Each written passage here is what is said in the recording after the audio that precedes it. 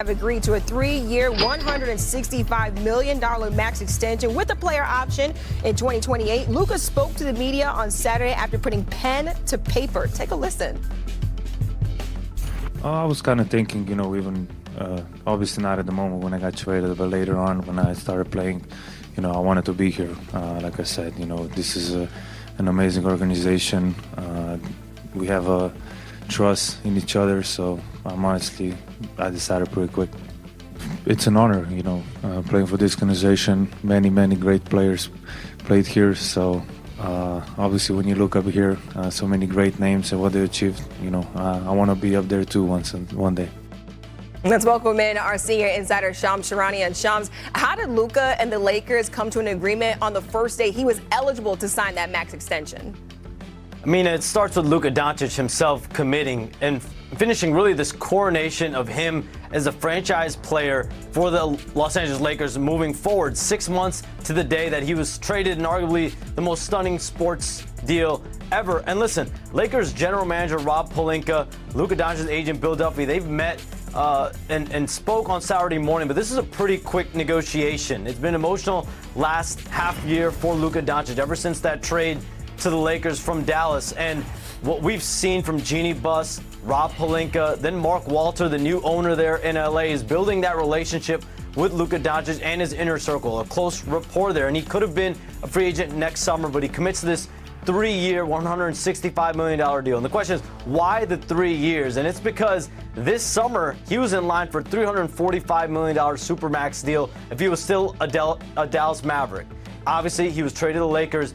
And by getting that player option in 2028, he's going to have 10 years of service. He'll be able to opt out and be eligible for a 5-year, $417 million deal when he'll be able to recoup all the money that he lost by virtue of missing that Supermax. So some business sense, but there was going to be some level of commitment with Luka Doncic at some point this offseason. 3 years, 165. Look, all I hear is a lot of M's and also just a new dawn here in LA. Shams with the latest. Don't go too far. The Luka extension has been a key point for the Lakers this offseason, and now they have him locked in through the 2028-29 season, which is a player option. Now with Luka in LA for the foreseeable future, here he is on his mindset after the new deal. Yeah, honestly, I think we have a great team. We have what we need to compete for the championship. I'll bring, we're already, brought, try to win every game, no matter what. And, we got some new great guys being on the team, and, we're going to go for it. All right, now welcome in our two senior writers, Ramona Shelburne and Mark Spears. Ramona, you can hear the urgency in Luka Doncic's voice right there. What's your biggest takeaway from this extension? This feels like Luka Doncic's team now. Like, he isn't just the guy that got traded to the Lakers. He isn't the guy who is figuring out what the heck happened and why Dallas traded him. He is the face of the Lakers now, and he was embracing it. Like, he chose them.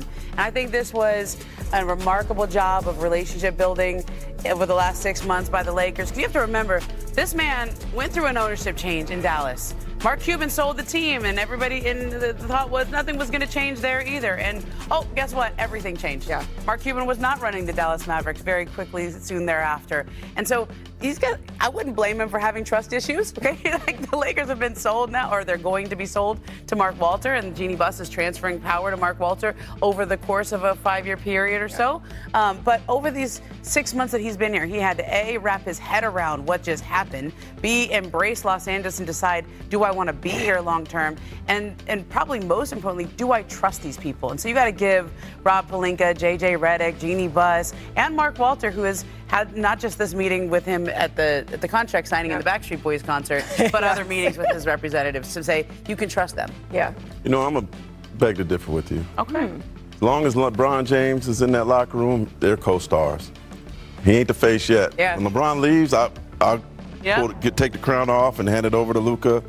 And that was the elephant in the room there, right? Where was LeBron James at? I actually think it was a good thing that he wasn't there. I love that Luka got that amazing support from his teammates, and, maybe that Backstreet Boys ticket and PJ to Vegas, like that. I think I will go. But if LeBron's there, then it takes the spotlight off of Luka a little bit. He deserved his day to be the guy to enjoy his contract, to get the praise for that, to go to this I don't know that LeBron James wanted to go see Backstreet Probably Boys not. either. Probably not. Ron is rocking out. Look at I know, right? But I did hear, I think Dave McMenamin has reported that LeBron called. And Yeah. to me, that's the respect that he needed to show. So I don't think there's any real elephant in the room there. But I do think that these two guys together, they're co-stars, they're co-superstars. So who gets to say I want it that way? You see? I see what you did there. Yeah, I know. I feel like Mark doesn't know the lyrics of Fine Right. I can sing it. I mean, I think, tell me why. Is that the song? Wow, we got you singing. That's like the too? only song that I That's know. it. That's all he knows. When LeBron James, if LeBron wanted to be there, he would be there. I have been to many Laker press conferences where He wasn't at his son's first preseason game. Okay, He but was with Bad Bunny in Puerto Rico. Now, Bad Bunny, though. You remember when Yeah. Frank Vogel was hired? It was after the summer where Magic had But quit. why? And they But tried why was to, he there? Because he wanted to show support. Why? Because it was his team. But it was drama going on, right? Yeah, because Magic had stepped down. Yeah. And then they went through a very strange coaching search where they didn't hire his guy Tyronn Lue. Yeah. And they ended up with Frank Vogel and LeBron, and there had been things that had been uncomfortable Yeah. between the sides.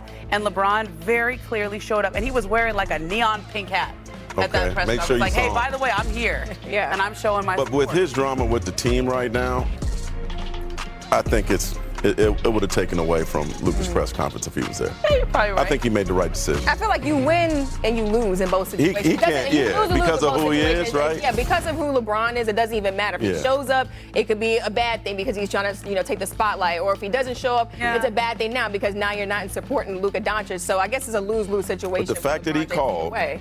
I think He that's called. a big deal. He called. He reached out, and that's Yeah. really that's all that matters. All right, and check this out. After the extension, Luka put this out on X saying, "I'm also committing $5 million to help 77 young athletes around the world chase their dreams, just like I did. Basketball gave me everything, and I'm lucky to be able to give back and help the next generation." Great to see Luka giving back and setting up the next generation of ballers. And speaking of extensions, we've got some breaking news here on NBA Today. Shams Charania back here with us. And Shams, what can you tell us about another extension out in San Antonio? I mean, a Spurs star, De'Aaron Fox, has reached agreement on a 4-year, $229 million max contract extension with the Spurs. That keeps him in San Antonio through the 2029-30 NBA season. This is a signing that'll occur later on Monday. And De'Aaron Fox and his rep, Rich Paul, navigated a trade to his preferred destination, the only place he wanted to be, San Antonio, back in February. He wanted to be a Spur. He got there. He got his wish. And now months later, he gets the full max contract. And this is after the Spurs already drafted Dylan Harper, have the reigning Rookie of the Year as well, and Stephon Castles. That backcourt is loaded. So now he's going to have no state taxes as well with this extension compared to his old California residence. But for De'Aaron Fox, him, Victor Wembanyama, him and Victor Wembanyama have developed a very close relationship. And, overall, I think for the Spurs, this is something that they wanted to make sure they got done early this offseason. Yeah, Spurs making sure they made that move early. Shams catching a stray right there for taking a shot at California. Shams, thanks so much for that. You pay a lot of tax where Sean lives, too. Yeah, that is true, too.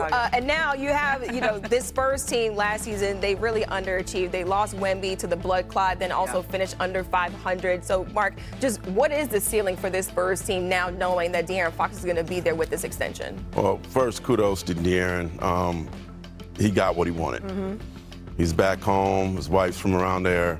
He got paid, and he's with Wemby. But the question is, a lot of people don't know this. The Spurs haven't been in the playoffs since 2019, which sounds kind of absurd to say. It is. Wemby has not played in the postseason. I expect him to be healthy and take the team to the playoffs. I think they will be a playoff team. And then the next thing is people are like, well, De'Aaron, you got these other two guards, great guards, Castle, the rookie coming in. I don't think they do anything right now. You let those two guys, let Harper grow, let Castle grow some more, and Fox will be a great mentor for them. They're a really scary team if everybody's healthy. Yeah, and it's hard to evaluate anything last season because so much happened to the Spurs. Yeah. From Greg Popovich having his health issues and then eventually stepping down. Mitch Johnson coming in the middle of the year, having to take over, actually early into the year, having to take over on the fly.